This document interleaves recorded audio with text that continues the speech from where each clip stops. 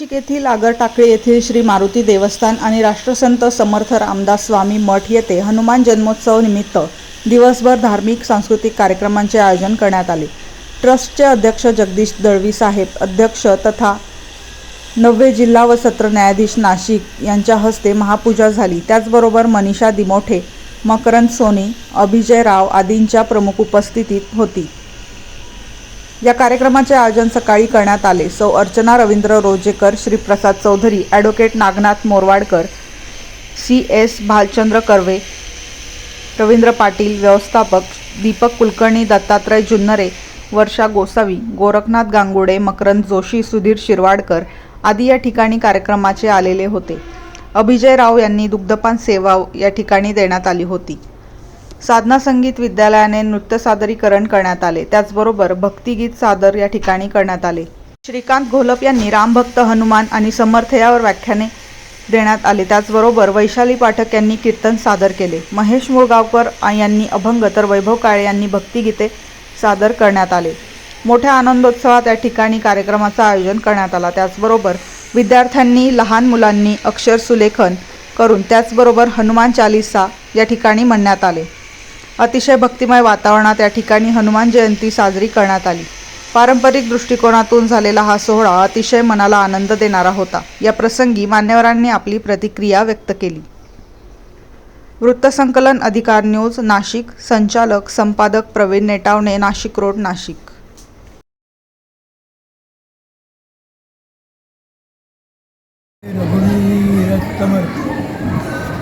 आज हनुमान जयंती आणि ती सुद्धा टाकळी मंदिरात जिथे समर्थांनी 12 वर्ष स्थापन करून रोमय हनुमानाची स्थापना केली त्या पवित्र मंदिरातून आज मला इथे आपल्याशी बोलण्याचा योग येत आहे। खूप आनंद होत आहे। या देवस्थानाशी माझा 60 वर्षापासूनचा संबंध आहे। कॉलेजमध्ये असल्यापासून आता रिटायर होऊन 15 वर्षे झाले। मला देवानी पुष्कळ सेवा करून घेतली। सुरुवातीला या देवस्थानामध्ये कार्यापेक्षा इतर कटकटी म्हणा किंवा इतर प्रश्न म्हणा हेच खूप होते, पण देवाच्या सामर्थ्याने, देवाच्या उद्देशाने, देवाच्या सल्ल्याने इथे कोर्ट कचेऱ्या झाल्या। नाशिक कोर्टापासून तर सुप्रीम कोर्टापर्यंत दावे दाखल झाले। त्या सर्व ठिकाणी टाकळी मंदिराकडनं याचा संपूर्ण निकाल लागून इथे ट्रस्ट निर्माण झाला। ट्रस्ट निर्माण झाल्यानंतर इथे ट्रस्टी नेमले गेले। त्या ट्रस्टीमध्ये असं ठरलं गेलं की ट्रस्टचे मुख्य हे नेहमी डिस्ट्रिक्ट जज असतील आणि 5 जणं कोर्टाकडनं निवडले गेलेले सदस्य हे ट्रस्टी राहतील। नाशिकचे तहसीलदार हे त्यापैकी एक जण असतील, म्हणजे नाशिक डिस्ट्रिक्ट जज, तहसीलदार आणि 5 इतर असे ट्रस्टी होतात। कोर्ट कचेऱ्यांचे सगळे संबंध संपल्यानंतर सगळे निकाल हे आमच्या बाजूने म्हणजे समर्थ रामदास सेवा मंडळाच्या बाजूने म्हणजे मंदिराच्या बाजूने लागले।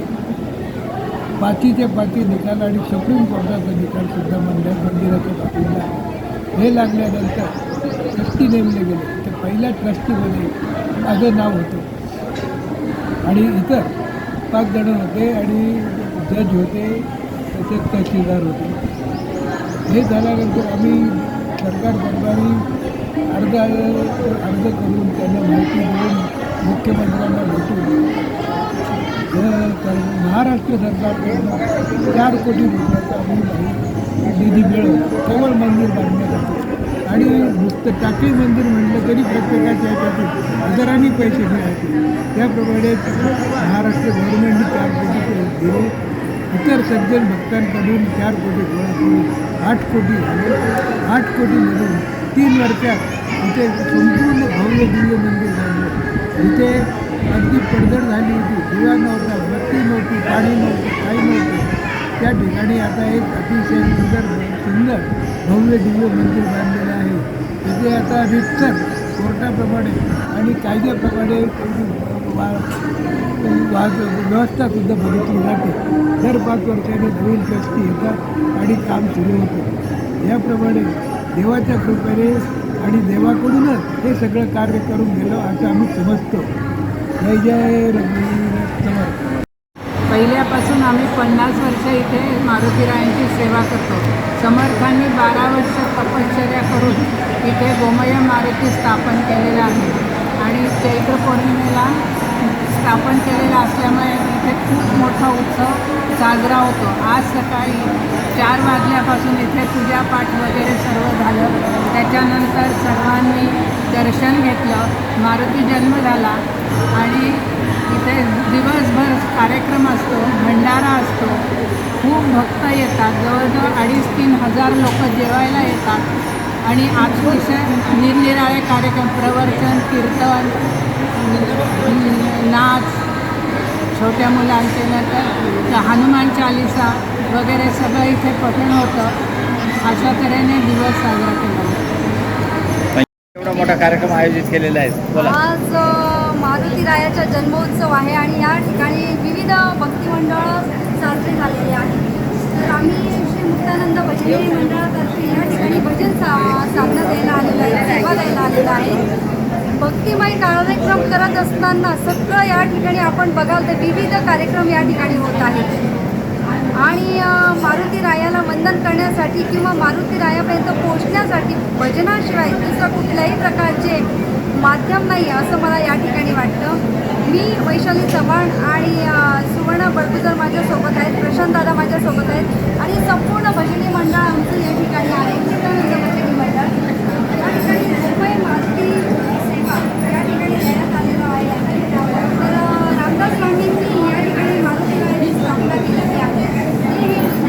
अशा या पावन ठिकाणी आम्ही आलेलो आहे. आमचे काही अहोभाग्य म्हणून आम्ही या ठिकाणी सेवा द्यायला आलेलो आहोत. तर मी सर्व भाविकांना या इथे हार्दिक शुभेच्छा देऊ इच्छिते मारुतीरायाच्या जन्म.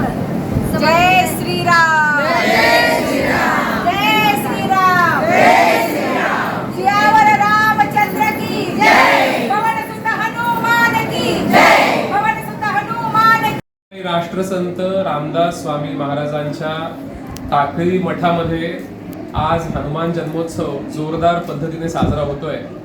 पहाटे 4 वाजता माननीय जिल्हा न्यायाधीश साहेब श्री जगदीश दळवी यांनी सपत्नीक षोडशोपचार पूजा केली, रुद्राभिषेक केला हनुमानाच्या मूर्तीवरती. त्यानंतर महाआरती झाली. महाआरतीला सोनी पैठणीचे संचालक तसेच श्री राका हे देखील हजर होते. त्यांनी ती आरती केली. दुपारी इथे श्री अग्रवालांचा गेल्या 40 वर्षांपासून जो महाप्रसाद सुरू आहे, अखंडपणे सुरू आहे. जवळपास 3,000 लोकांनी महाप्रसादाचा आज लाभ घेतला. दुपारच्या आरतीला 12 वाजता माननीय महापौर सौ हिमगौरीताई आडके आहेत, तसेच माननीय उपमहापौर श्री शिंदे, त्यानंतर या भागाचे 4ही नगरसेवक म्हणजे माननीय श्री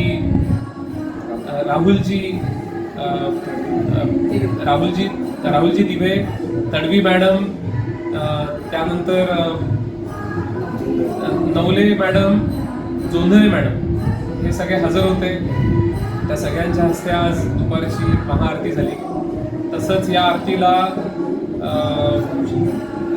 लक्ष्मण सावजी साहेब पण आले होते, आपले भाजपचे माजी शहराध्यक्ष, जिल्हाध्यक्ष आणि सर्व म्हणायला हरकत नाही.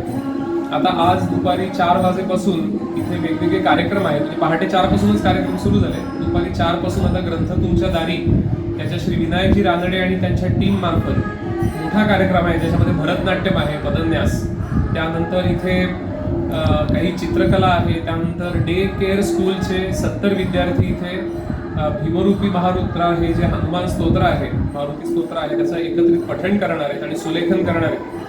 त्यानंतर जवळपास 400 जण इथे एकत्रितपणे हनुमान चालिसाचं पठण करणार आहे. आज सकाळपासून साधारण 5 वाजल्यापासून भाविकांची रीघ आहे. भाविकांनी सगळ्या प्रकारे इथल्या कार्यक्रमांचा आस्वाद घेतलाय. सकाळपासून वेगवेगळी भजनं झाली, वेगवेगळी कीर्तनं झाली. आत्ता सुद्धा आपल्याला आवाज येत असेल, भजनं चालू आहेत.